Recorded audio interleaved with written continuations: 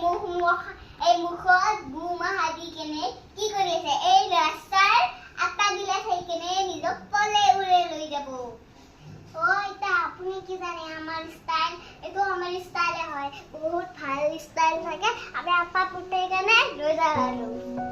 হয় নেকি হ্যাঁ তো এই মাইরে শিক্ষা দিছি হ্যাঁ বলো এটা আদরে কি তোর মায়া কইছে স্টাইল এই গুহাটির আপিটো আজি কেনে এত কাম বন নকৰে মই কাম কৰি কেনে কঁকালৰ বিষ ভৰিৰ বিষ হাতৰ বিষ মুখৰ বিষ সবৰে বিষ উঠি গৈছে আৰু তাই ফাটা কাপোৰ পিন্ধি কেনে মোক লেকচাৰ মাৰিব আহিছে